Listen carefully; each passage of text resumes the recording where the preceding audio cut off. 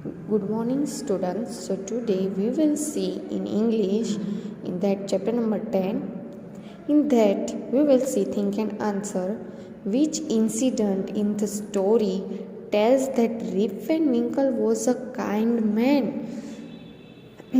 Story में ऐसा कौन सा पार्ट है, ऐसी कौन सी चीज़ हुई थी, इंसिडेंट यानी कोई चीज़ हुई हो, वो ऐसी कौन सी चीज़ है जिससे ये लगता है कि जो रिप वैन विंकल था वो बहुत काइंड यानी कि अच्छा इंसान था, बहुत अच्छी तरह से बात करता था.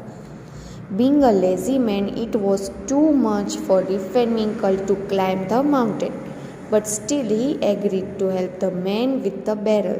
This shows that he was a kind man.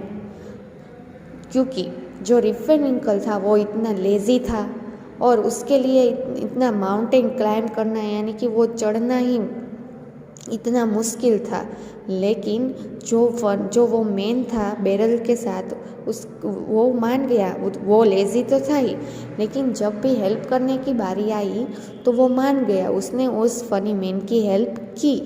तो इससे ये साबित होता है कि वो काइंड मैन है. कितना भी लेज़ी था लेकिन उसने हेल्प की, उसने अपने बारे में नहीं सोचा. Question 2. Why did Rip Van Winkle feel that the village had changed? Rip Van Winkle को ऐसा क्यों लगा था कि जो विलेज था, जो गांव था, वो पूरा बदल गया है. Rip Van Winkle felt that the village had changed because he was not able to recognise it and he could not see any familiar faces. जब रिप वैन विंकल गाँव में गया तो उसको ऐसा क्यों लगा, क्योंकि इसको ऐसा लगा कि गांव बदल गया है कि वो किसी को रिकॉग्नाइज यानी कि पहचान पाना, वो किसी को पहचान ही नहीं पाया. और उसने कोई फेमिलियर फेसिस यानी कि आप हो तो आपने 1 मंथ पहले किसी को देखा है या कुछ साल पहले किसी को देखा हो और फिर आप थोड़े साल बाद आओ और वो वही आपको फिर से दिखे तो उसको क्या कहेंगे हम, फेमिलियर फेस, देखा हुआ. लेकिन यहाँ तो उसने कोई ऐसा दिखा ही नहीं जो उसने देखा हो. सारे फेसिस कैसे थे, न्यू फेसिस थे. Question 3. Why was Rip Van Winkle overjoyed? वो इतना खुश क्यों हो गया था. Rip Van Winkle overjoyed because he found his daughter amongst all the strangers whom he could not recognize in the village. वो इतना खुश इसीलिए हो गया क्योंकि इतने सारे स्ट्रेंजर्स यानी कि हम जिसको जानते नहीं हो, तो वो किसी को नहीं जानता था, इतने सारे लोग थे, उसमें से उन्हें अपनी डॉटर, अपनी बेटी को पहचान लिया, इसीलिए वो इतना खुश था. उसकी बेटी ने उसको पहचान लिया, इसीलिए वो इतना खुश था कि उसको इतने सारे स्ट्रेंजर्स में कोई तो मिला. Question 4. Do you think being lazy is a good or bad? Why? Give reasons. आपको क्या लगता है कि लेज़ी होना, आलसी होना, वो अच्छा है या बुरा है? हमें आपको रीज़न देना है क्यों अच्छा है, बुरा है. Being lazy is bad because we become dull and inactive. Lazy होना अच्छी बात नहीं है, उससे हम डल यानी कि बहुत सुस्त हो जाएंगे, हम कुछ काम नहीं करेंगे. और इनएक्टिव, अगर हमें कोई काम कहेगा तो हमारा या तो उसमें ध्यान नहीं होगा, हम अच्छे से वो काम नहीं करेंगे, हमें पता नहीं होगा कि ये काम करना है, उसको इनएक्टिव कहते हैं. हाँ, तो वो लेज़ी हो गए तो ये ऐसा होगा. This affects our health adversely, और वो हमारी हेल्थ पे भी अफेक्ट होगा. ऐसा नहीं है सिर्फ माइंड पे, हमारी हेल्थ पे भी. अगर हम खाना खा के बैठ गए तो प्रॉब्लम हो गई ना, डाइजेस्ट नहीं होगा, फिर हम कुछ काम नहीं करते, वॉक नहीं करते, एक्सरसाइज नहीं होगी. Moreover we are never able to finish our work on time if we are lazy. और हमें जो हमारा वर्क दिया है उसको भी हम अच्छे से फिनिश नहीं कर पाएंगे अगर हम लेज़ी रहे तो. ठीक है, okay. Next, listen to the sentences, write the number of the sentences that match each picture, listen text on page 116। अब आपको पेज 116 पे जाना है। अब हमें वहाँ दिया है वो हमें रीड करना है। First, there was a dog called fluff. एक डॉग था, उसका नाम क्या था? Fluff. On the roof of the house fluff show a big bone. जो हाउस का ऊपर का पार्ट होता है उसको हम रूफ बोलेंगे। तो वहाँ उसने क्या देखा? एक अच्छा सा बिग बोन देखा, हड्डी देखी। The bone head on a large red बो टाइड ऑन इट। उस पर क्या लगा था? रेड कलर का बो बंधा हुआ था। Why are you crying? फिर किसने पूछा उसको? किसी ने पूछा कि तुम रो क्यों रहे हो। फिर dogs were happy to have a bone. फिर दोनों डॉग्स जो है वो खुश हो गए बोन देख के। 6, see what you did to my clean floor. और फिर देखो मेरे क्लीन फ्लोर पे तुमने क्या कर दिया। ठीक है, चलो अब हमें फर्स्ट, अभी इसमें हमने देखो दोनों डॉग्स है वो खुश है। फिर ये इसको डांट रहा है कि तुमने मेरे क्लीन फ्लोर को क्या कर दिया। फिर ये इसको पूछ रहा है कि क्यों रो रहे। और फिर क्या है? बोन देखा उसने, देखो इसमें बो टाइट की है रेड कलर की। तो ये क्या आएगा? फर्स्ट उसने बो देखा, फिर किसी ने उसको पूछा कि तुम क्यों रो रहे हो, ये डॉग ने। फिर ये डॉग ने उसको बोला कि देखो तुमने मेरा सारा क्लीन किया हुआ फ्लोर गंदा कर दिया। थर्ड वो आएगा। और फोर्थ आएगा कि दोनों डॉग्स खुश है बोन देख के। ओके, समझ में आया?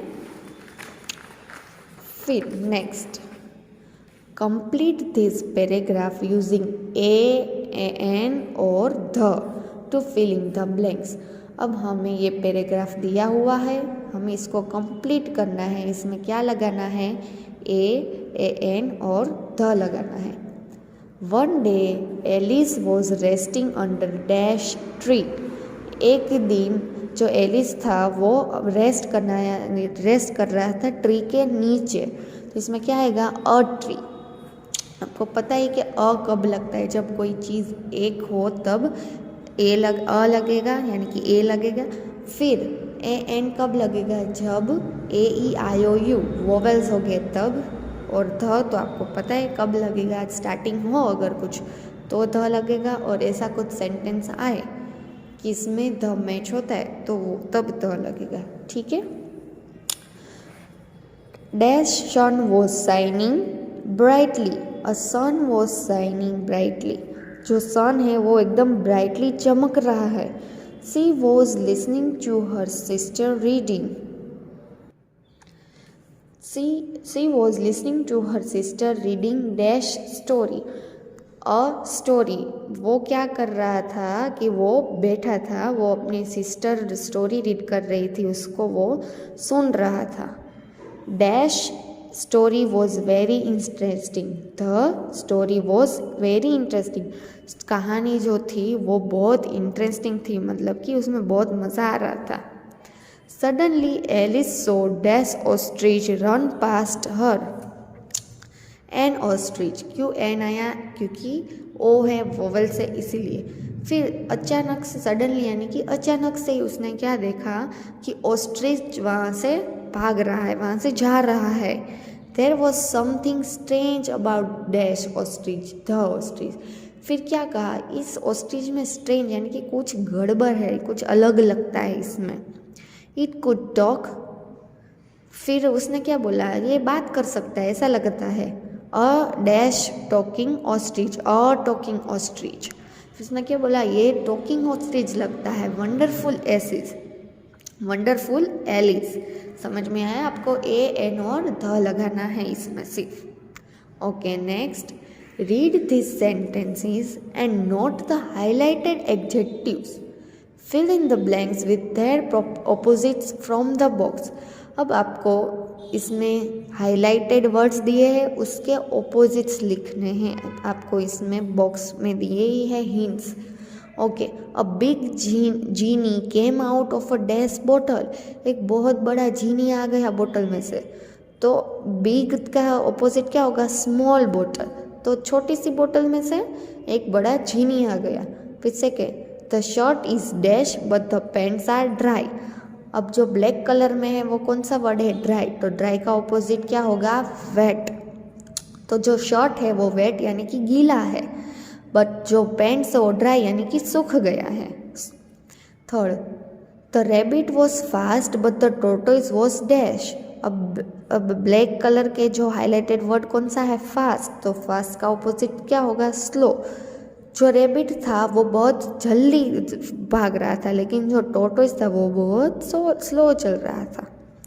Fourth, Shanti has finished reading the thick book but the dash book is lying untouched. जो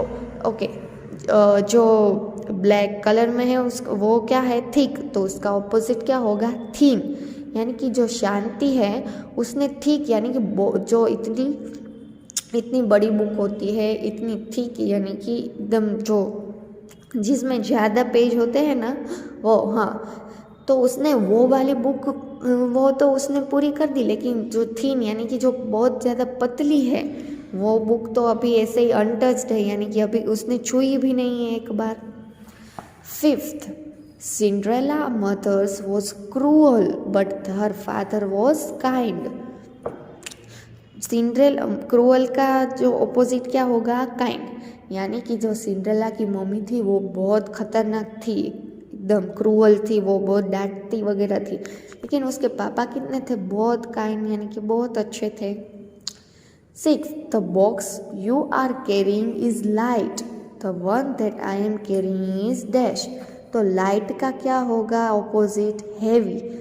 तो जो बॉक्स तुम जो ले रहे हो वो कैरी कर रहे हो, तुम्हारे पास जो बॉक्स है, तुम जो बॉक्स उठा रहे हो वो बहुत लाइट है, यानी कि उसका इतना ज़्यादा वज़न नहीं है। लेकिन जो मैं बॉक्स उठा रहा हूँ वो क्या है? एकदम हेवी है, उसका वज़न बहुत ज़्यादा है। ठीक है, क्लियर? Okay, thank you.